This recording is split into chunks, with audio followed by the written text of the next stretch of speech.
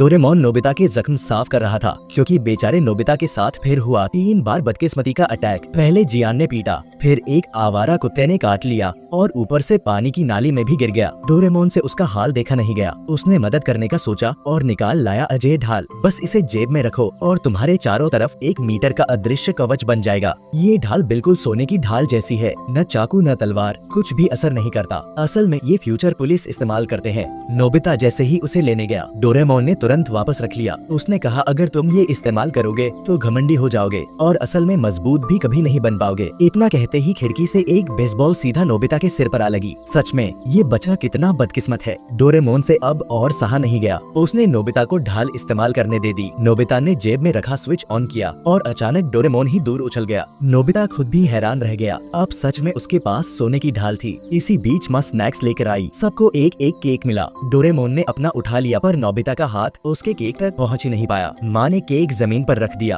पर नोबिता भाग भाग कर भी उसे छू नहीं पाया। तभी डोरेमोन ने याद दिलाया, बस कह दो केक अंदर आओ। नोबिता ने कहा और केक अपने आप उसके पास आ गया। यहाँ तक कि डोरेमोन वाला भी खिंचकर आ गया। डोरेमोन तो निराश हो गया पर नोबिता मजे से खाने लगा। अब उसे लगा जिंदगी में कभी डर नहीं रहेगा। डोरेमोन ने चेतावनी दी, ज्यादा मत इतराना। लेकिन अगली बार जब उसने देखा नोबिता तो ढाल लगाकर चैन से सो रहा था। डोरेमोन गुस्से से लाल हो गया लेकिन उस ढाल के सामने वह कुछ कर भी नहीं सका। अगले दिन नोबिता टेस्ट करने बाहर निकला। चलते चलते एक छोटा सा कंकड़ सामने आया लेकिन वो भी ढाल से टकराकर उछल गया। नोबिता खुश हो गया, अब कभी पत्थर से ठोकर नहीं खाएगा। तभी वही कंकड़ एक कुत्ते के सिर पर जाकर लगा। कुत्ता भौंकता हुआ नोबिता पर झपटा। नोबिता डर गया, पैरों में जान ही नहीं बची, लेकिन ढाल ने उसे बचा लिया और कुत्ता भाग गया। अब नोबिता और भी घमंडी हो गया। उसने आंखें बंद करके ही चलना शुरू कर दिया और रास्ते अपने आप साफ होते गए। इसी दौरान वह कंस्ट्रक्शन साइट में पहुंच गया। खुदाई मशीन का पंजा ढाल से टकराया और टूट गया। मजदूर दंग रह गए लेकिन नोबिता का आत्मविश्वास आसमान छू गया। वह आगे जियान और सुनियो के पास पहुंचा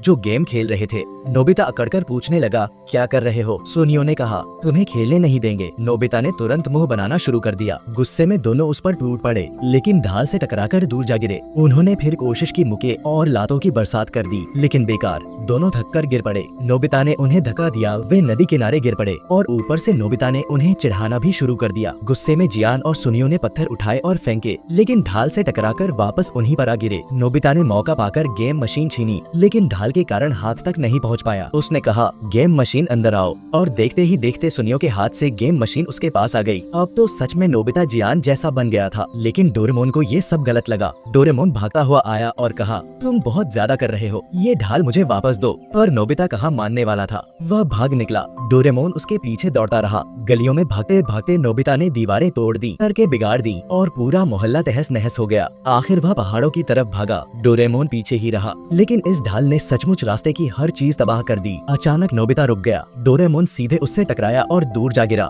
नोबिता हंसते हुए बोला, अब तो मुझे भागने की जरूरत ही नहीं। इस ढाल के रहते कोई मुझे छू भी नहीं सका। इसी बीच बारिश शुरू हो गई। डोरेमोन पूरा भीग गया पर नोबिता की ढाल इतनी वाटरप्रूफ थी कि उस पर एक बूंद भी नहीं गिरी। नोबिता अब और भी अकड़ने लगा। वह सबको दिखाने लगा। तभी उसने देखा शिजुका बारिश से बच रही है। नोबिता उसके पास गया और कहा, शिजुका अंदर आओ। पल भर में शिजुका ढाल के अंदर पहुंच गई। उसे बहुत अजीब लगा, यहाँ तो बारिश हो ही नहीं रही थी। नोबिता ने उसे साथ चलने का न्योता दिया। शिजुका ने पूछा, कहाँ? नोबिता मुस्कुराया और उसका हाथ पकड़ लिया। शिजुका ने विरोध भी नहीं किया। दोनों साथ साथ नदी में उतर गए। शिजुका हैरान थी, वाह, पानी के अंदर भी ऐसे चल सकते हैं जैसे जमीन पर। नोबिता गर्व से बोला, देखा, ये ढाल, तलवार, बंदूक, पानी सबको रोक सकता है। तो बताओ, तुम्हें अगर ऐसा ढाल मिले, क्या तुम इसे रखना चाहोगे?